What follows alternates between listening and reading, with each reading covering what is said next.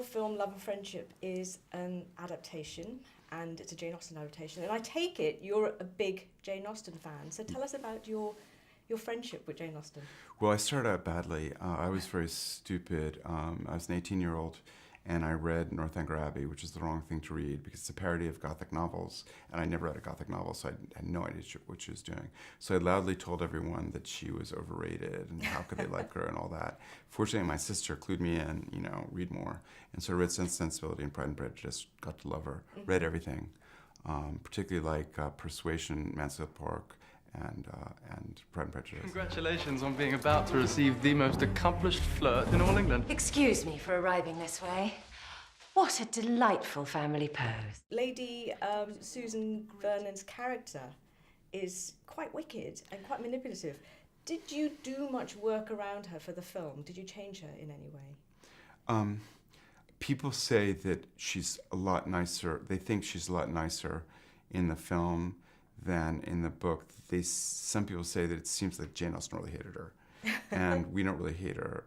She's not evil so much as amoral and opportunistic. I think she is also, has to be kind of taken in context of the period of time that she's in. And she is in a difficult situation as a woman in terms of she's somebody who believes that certain freedoms are her right, which actually objectively they should be, but she's a bit of ahead of her time there. So she's kind of, manipulating the system and people for reasons that I don't think are bad, ultimately, I think. Congratulate me, my dear. Frederica's aunt and uncle have taken her back to Churchill. I thought you'd grown to enjoy Frederica's company so. Comparatively, a bit.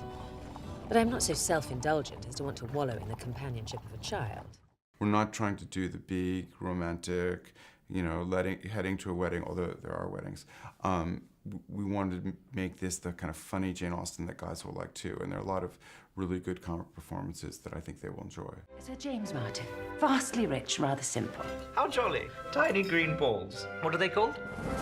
Peas. In the novel, there are no letters from Sir James Martin, so there's a big opportunity to do more with him, to invent more. Mm-hmm. And this actor came up to set Tom Bennett, and we enjoyed so much what he was doing that I started writing scenes for him every morning, getting up and giving him the scene. He did a beautiful job with it. He gestates these scripts for decades, and then actually the other thing that's amazing about him is he likes to change things up in the moment as well. So, which is one thing when you haven't got speeches that are 10 minutes long, And so he would come in the morning, and you'd be in hair and makeup. And I was talking to Tom Bennett about this last night.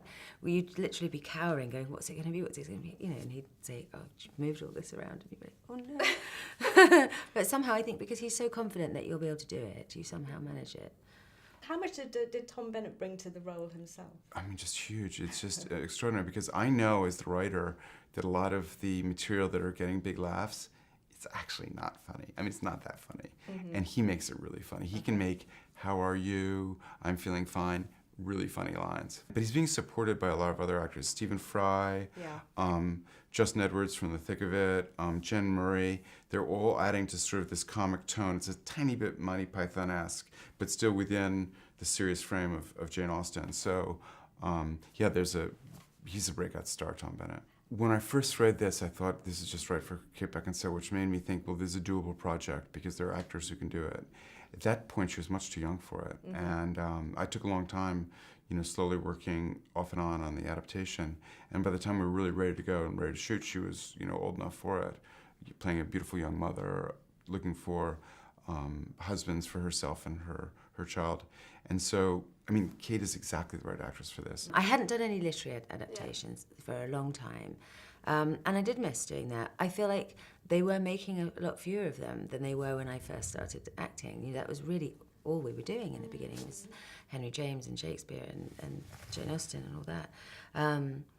But yeah, I think I'm not sorry I've done action movies. I mean, it's such a complete coup to me to be able to have pulled that off and to be taken seriously.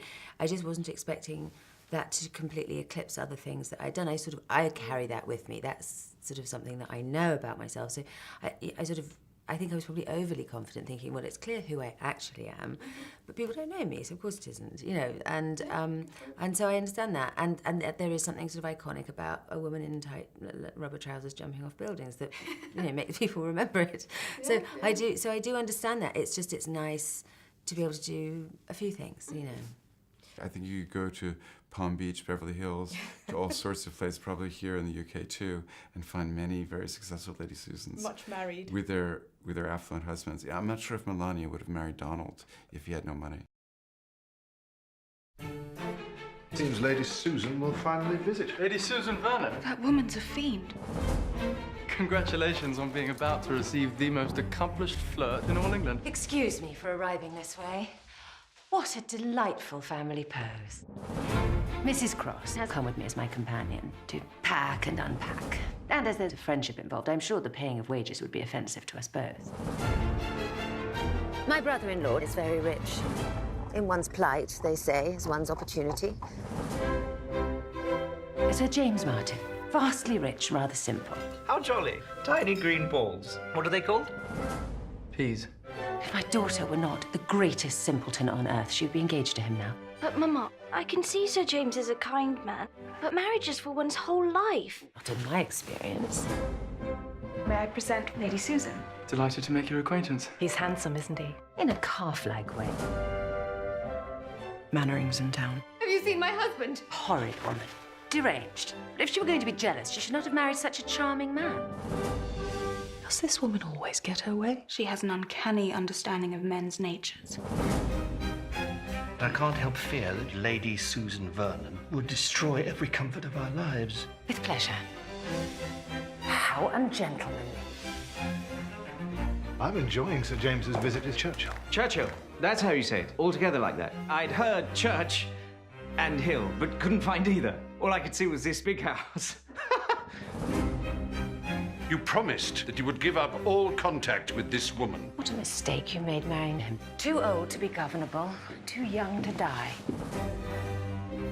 Lady Susan. How dare you address me, sir? Be gone, or I will have you whipped. Outrageous.